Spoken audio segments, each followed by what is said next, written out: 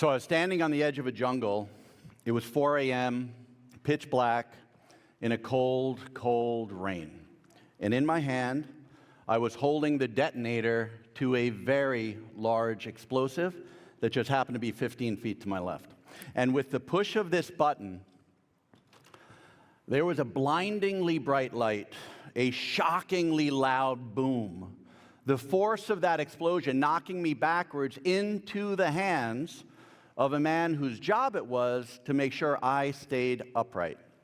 Through the smoke behind me came the U.S. Marines, and along with them, we flooded through a brand new hole in that wall. And in that moment, my heart was pounding in my chest, sweat running down my face as fast as the rain was falling. My breath playing a true tug of war with my ability to stay focused. I should have been paralyzed by that fear. I mean, think about this. I'm 19 years old. I'm on the other side of the world, standing at the edge of a triple canopy jungle, igniting enough explosives to surgically cut through a concrete wall. And yet my head was clear, my hands were steady, and I was able to perform my job. Now, I wasn't desensitized. I wasn't in a zombie-like state. I was fully functional, all because of a simple technique that I had learned about 6 months prior called layered success rehearsal. Layered success rehearsal gave me access to a skill set that I could call upon whenever or wherever I needed it. I could be on the other side of the earth detonating explosives for the military. I could be here talking on a TEDx stage to you, sharing information with people I have yet to meet. Or maybe just mustering the courage for a difficult conversation, or asking for a well-deserved raise. You see, the fear that was gripping me in that moment is no different than the fear that would be gripping you in a challenging situation for yourself, because fear is a universal emotion. You see? Fear highlights our shared humanity.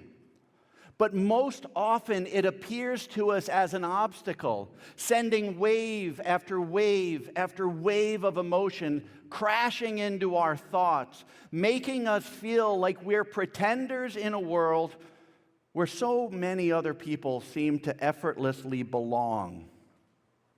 And that is the liar's voice of imposter syndrome, whispering about your inadequacies, sowing seeds of doubt, anxiety, and in some cases, even depression. But fear has a secret that it really doesn't want you to figure out. Fear is about something that might happen, and that makes fear an illusion.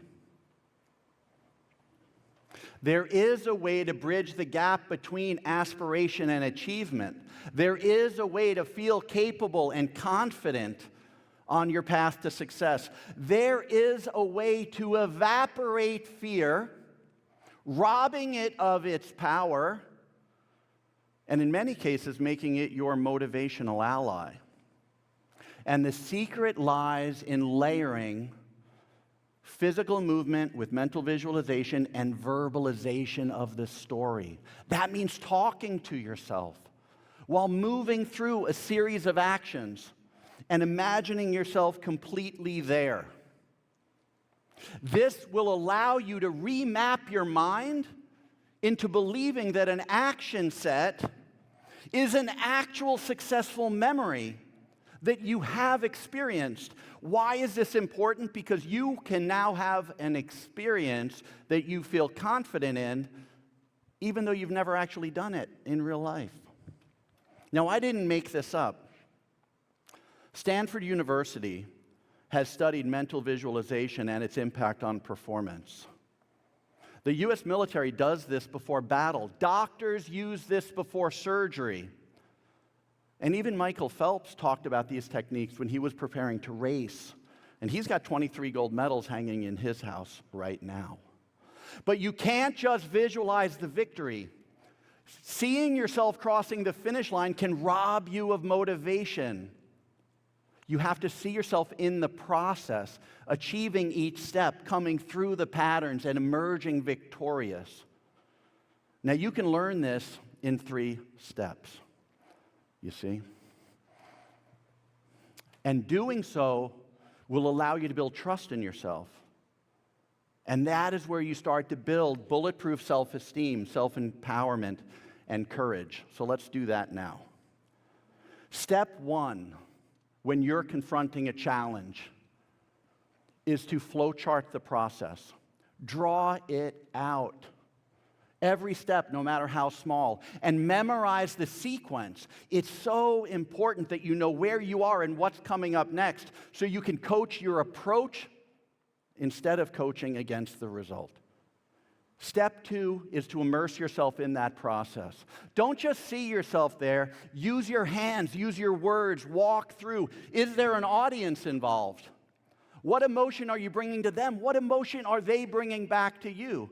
Let your imagination create, layering as many emotions as you possibly can into that situation. And then there's step 3.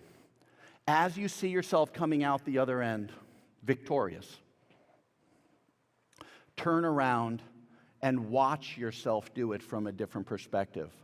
Reflect on your path through the pattern, because that is where you lay down that memory. So moving forward, when you're confronting a challenge, do this process, draw it out, walk through it, and then reflect on that. Because although multiple layered rehearsals can deepen your comfort zone, make you feel a little more confident, a single layered rehearsal is so profound that it can dramatically improve your outcomes. Now listen to this. When you walk through a full layered rehearsal and you've experienced something in your head, in your heart, in your breath, in your hands, you will have successfully destroyed fear of the unknown, eliminated imposter syndrome, and real success for you will not just be possible. It will feel confident, it will feel effortless, and real success for you, it will feel inevitable.